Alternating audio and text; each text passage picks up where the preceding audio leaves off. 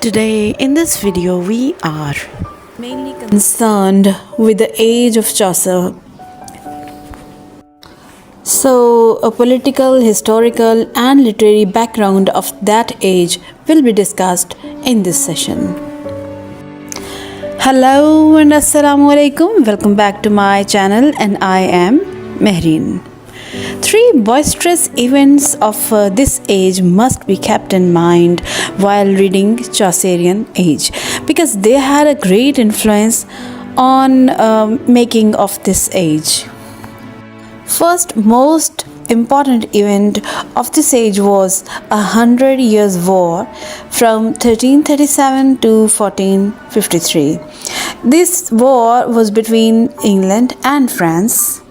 England had many little wars with France as the French had a strong hold over England. These intermittent wars continued for 100 years. The second most important event of this age was Black Death. Between 1346 to 1353, it occurred thrice and killed almost 1/3 European population in just 5 years. It was a kind of famine. Third event of this age was Peasants' Revolt, which occurred in 1381. These three events are interlinked and they had a strong impact on the literary and socio-political situation of that age. Edward II from 1307 to 1328 was the King of England and he was an utter failure as a king. Trier was empty and this empty Trier with a great burden of 100 Years' War led to many events which ultimately proved a disaster. The most suffered part of the society were peasants. And of course, this war had proved a great burden on the part of government. These peasants were being pressurized to pay more taxes to pay for the 100-year war expenses. In response to this financial pressure, these peasants started a rebellion which is known as Peasant Revolt. This revolt was led by Wat Tyler, thus also called as Tyler Revolt. By 1369, the fortunes of England had begun to decline. The age which began with glory and prosperity led within 3 decades to all-round decay. The wars with France had brought great victories, but they had brought no material gains. England was masters of 1/3 of France, but the protection of this possession was very costly. By 1371, Edward III had lost all his allies and all his conquests. Chivalry was a special institution in the Middle Ages. It was a strange amalgam of war, love, and religion. The knights used to go about fully armed, always ready to fight for noble causes. They fought for Christianity, for the country, and for defending the honor of women. In this age, chivalry had started cracking down due to various causes. The English yeomen, who were foot soldiers and were equipped with bows and arrows, inflicted a crushing defeat on the fully armed and mounted knights of France. From now onwards, fighting did not remain the monopoly of the knights and squires. The invention of gunpowder caused the great end of chivalry. Chaucer's Knight is the last remnant of a glorious race. Here I want to give a brief introduction of England of that time. The streets of that England were narrow and unpaved. There were gutters or open sewers in the middle of streets. Southwark was on the opposite bank of the River Thames. This was connected to London by means of a stone bridge. At Southwark, there were gardens and round wooden buildings for beer baiting and cockfighting. Here was that old tabard inn. There people used to gather to go on pilgrimages. This is the same old tabard inn where the characters of Canterbury Tales were together to go for a pilgrimage.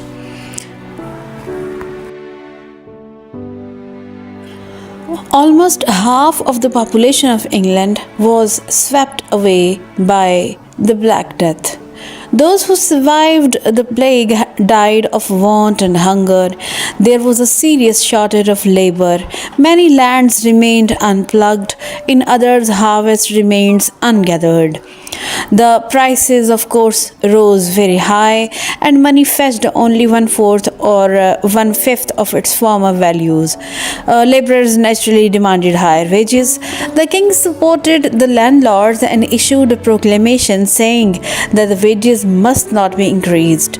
The workers developed a sense of independence and started breaking the laws. Parliament now passed a law that workmen who broke the rules and could not be arrested would be declared outlaws and could be shot dead by anyone. This created very great restlessness and discontent. The law abiding spirit of the people vanished. To make matters worse, the government imposed a tax in 1381 on all persons except beggars to pay for the French wars. On June 12th, 1381, these peasants upon Blackheath outside London gathered. They encamped there. The house of Gaunt was burned and many other buildings were destroyed. The king met them and accepted all their demands and promised to issue orders accordingly. But unfortunately, no orders were issued. The rebels created a reign of offered London. Then the young king boldly met the rebels and offered to lead them. He promised to meet all their demands. He led them outside the city. Once they were out of London, the king went back on all his promises. The army disarmed the rebels and drove them into the countryside. The leaders were all killed and the followers were brutally massacred. Thus, the revolt was suppressed, but it left very great bitterness behind among the peasants. The suppression of this revolt led to the exercise of arbitrary power by the barons and large-scale corruption among the officials of government. For example, the barons and all the authorities were responsible for purchasing supplies for the royal household. They took these things from the peasants and seldom paid them. And of course, this all practice created an unrest among the people of society. Besides this socio-political situation of Chaucerian age, I want to discuss the religious part of the society too. Let's talk about the church of that society. Church was very corrupt. The Pope pretended to be not only the religious head of the Christians, but also their secular head. He used to extract a big amount from England every year. The pardoners, friars, summoners, and parish priests all exploited the faith and superstitions of the people and earned huge amounts. In spite of the corruption of the church dignitaries, the common people had firm faith in religion. All classes of people loved to go on pilgrimages to the shrines of the great saints, as we have seen in the Canterbury Tales. The intellectual classes, however, refused to accept authority on faith. They wanted to exercise their private judgment on all issues. The questioning spirit was evident in all spheres of life. This age also marked the beginning of England's naval glory. The mariners of England were becoming famous. They anticipated the naval heroes of a later age. The shipmen of Chaucer had been to all the neighboring ports and knew even the far off west. Trade and industry were in a flourishing stage. Import and export trade expanded a lot. Merchants became very rich and they started getting high social and political status.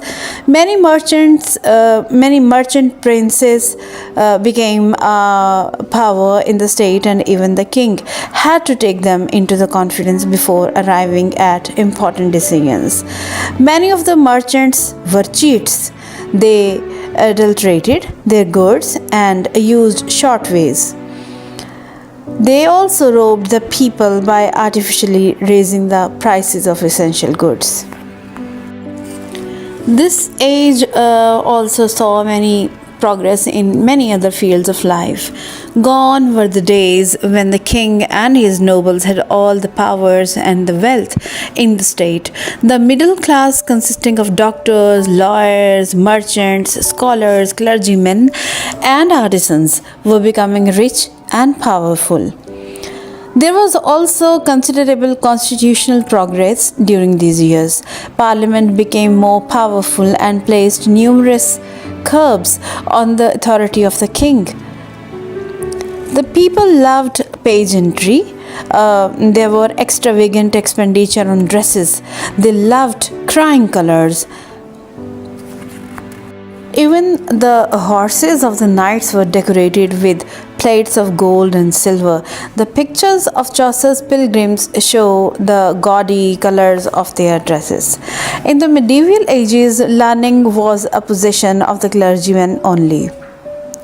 Chaucer's clerk represents this class.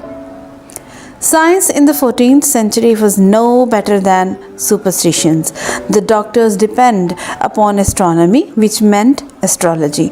Women had no special position in this society. The church regarded them as a source of temptation. For the knight, his lady was a goddess to be won over by service and devotion, but gradually this relationship was disappearing. In common household, women had an inferior status. It was fundamentally man's world. So this was a brief introduction to the Chaucer's age.